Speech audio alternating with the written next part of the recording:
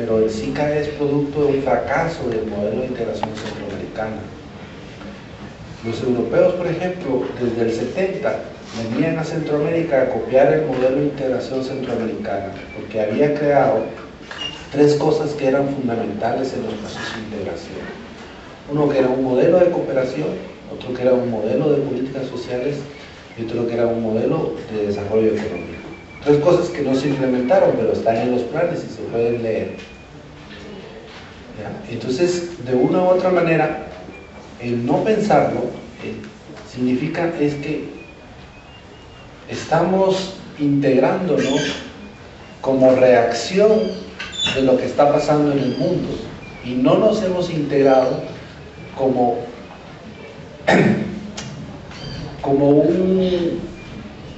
un modelo que queremos seguir los pueblos centroamericanos. No sé si me explico. No creo que me explique, ¿verdad? Bueno, que digo que...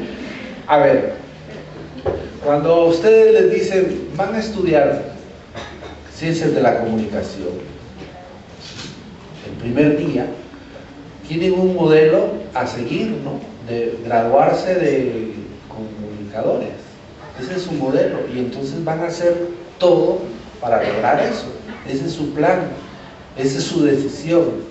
En el modelo centroamericano no nos pusimos a pensar qué es lo que vamos a lograr en el proceso de integración, sino que estamos decidiendo, bueno, hoy nos ofrecen una integración con Estados Unidos, hagamos la integración y deshagamos todos los procesos o las instituciones que hay en el proceso de integración centroamericana.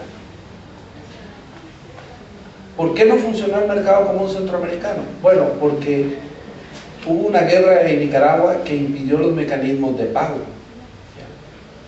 Entonces, se superó la guerra, pero no se superó esos elementos de desconfianza que había en los mecanismos de pago. Entonces dijeron, bueno, creemos el sistema de integración centroamericano, pero tampoco se superó los mecanismos de pago. ¿Quién superó los mecanismos de pago? El sector privado, los bancos privados. ¿Quién fue el que primero integró económicamente el mecanismo de pago? Bueno, los bancos salvadoreños pusieron sucursales en toda Centroamérica. ¿Ya? Entonces, el modelo respondió a ese interés de los mercados financieros centroamericanos, de los bancos, principalmente salvadoreños y costarricenses, aunque los costarricenses son del Estado, pero fueron ellos los que abrieron sucursales en toda Centroamérica. Entonces ese modelo de integración se adaptó al modelo empresarial. ¿Ya? No lo pensamos nosotros, los pueblos, no nos preguntaron a nosotros, sino que fue a una reacción de la acción, en este caso, por ejemplo, el ejemplo que estoy poniendo de los bancos centroamericanos, principalmente El Salvador, que abrieron sucursales como mecanismos de pago. ¿Para qué sirven los mecanismos de pago? Bueno, así porque El Salvador le permite vender a Guatemala y viceversa, y se pagan a través de los bancos. Entonces, si no lo pensamos, solo reaccionamos a intereses que realmente no son convenientes para los pueblos, porque entonces nos hablan de competitividad. Bueno, ¿y qué más competitivos nosotros? Los centroamericanos, si vamos a trabajar a Estados Unidos y le quitamos el trabajo a un montón de gringos, eso es lo que dicen, ¿no? Por eso no nos dejan entrar, o sea, somos competitivos. ¿Qué más competitivos nosotros si tenemos mano de obra que acepta trabajar por menos de $1 al día? Entonces, yo lo que digo es, ese modelo no es pensado por las sociedades, es impuesto, y muchas veces es impuesto por intereses que no son ni siquiera centroamericanos, sino que son intereses que van más allá de la región centroamericana. Era lo que Godofredo decía con el imperialismo, o sea, realmente son intereses, y volví a la pregunta esta, de Estados Unidos en el interés del CAFTA. Bueno, a Estados Unidos y a Europa le interesa Centroamérica por el mercado. No es lo mismo, ¿cuántos millones son de salvadoreños? 4, 5 y medio, bueno, 6. ¿Cómo? 5.700.000 salvadoreños. Bueno, no es lo mismo 5 millones que 40 millones de centroamericanos. O sea, de esos 5 millones, tal vez solamente el 30% tiene capacidad de consumo, por lo tanto es mejor un mercado más ampliado. Y no es lo mismo que una empresa norteamericana se instale en El Salvador, haga todos los trámites legales para hacer una empresa instalada, que pueda a partir de El Salvador facturar a toda Centroamérica, que esa misma empresa se tenga que establecer en todos los mercados centroamericanos, abrir oficinas en Guatemala, en Honduras, le sale muy caro. ¿Sí? Abriendo una oficina en un país y puede comerciar con el resto, le sale mucho más barato. Esa es una de las ventajas que tiene el espacio centroamericano. Entonces, por eso creo que le interesa a Estados Unidos. Entonces, ahí vemos ese ejemplo que el interés de los centroamericanos por integrarlos, ¿para qué es? La pregunta que yo les hago a ustedes, ¿por qué ustedes se muestran tan interesados o tan motivados en la integración centroamericana? ¿Por qué? Yo leí una encuesta que hace la CES, el Centro de Estudios Sociológicos de España. Hicieron una encuesta en no sé cuántos países del mundo sobre cuáles son las afinidades que tienen los ciudadanos de un país con otro país, ¿no? Le preguntaban, ¿qué país admiran más ustedes? Y entonces fue muy bonito porque, digamos, los salvadoreños admiran más a los guatemaltecos y los guatemaltecos más a los salvadoreños. Y tenemos en común que no queremos a los mexicanos. Tal vez porque nos ganan en fútbol o algo por el estilo.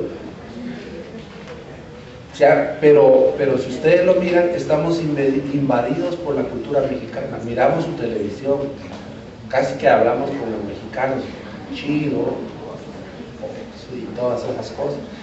Pero igual, eso es, ¿por qué? Porque no tenemos una identidad. Yo vuelvo a repetir, ¿qué Centroamérica queremos nosotros? Y por eso dejar en blanco por parte de conclusiones, para que digamos, por ejemplo, que ustedes me digan qué Centroamérica quieren o cómo la quieren. Tal vez la mandamos a hacer y la queremos.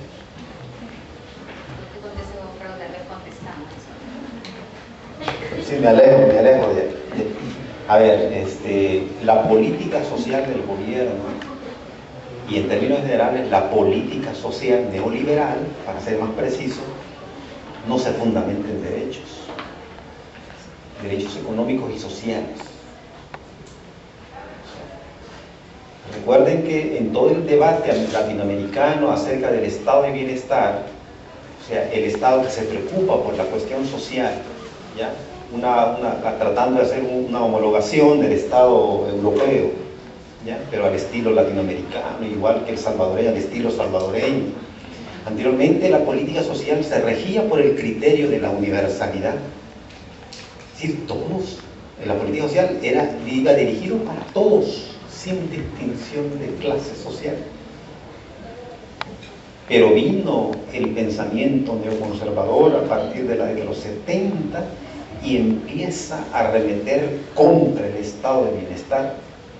Por lo tanto, hay un viraje de la política social de un criterio de universalidad pasa a un criterio de selectividad, es decir, un criterio selectivo, pero básicamente focalizado.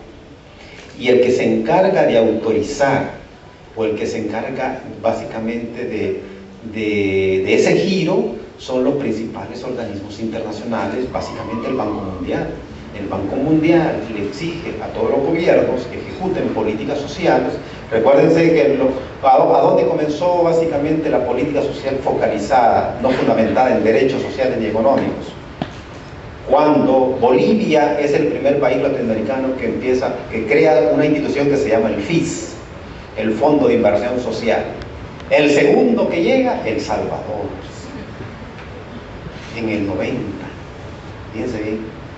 Y de ahí se replican esos programas focalizados, se replican en América Latina, en Guatemala, Honduras, Nicaragua, El Salvador, etcétera, etcétera.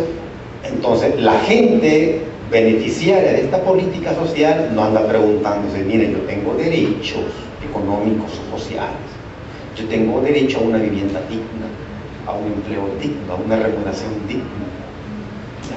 Pero no, La gente no ve eso. El papá está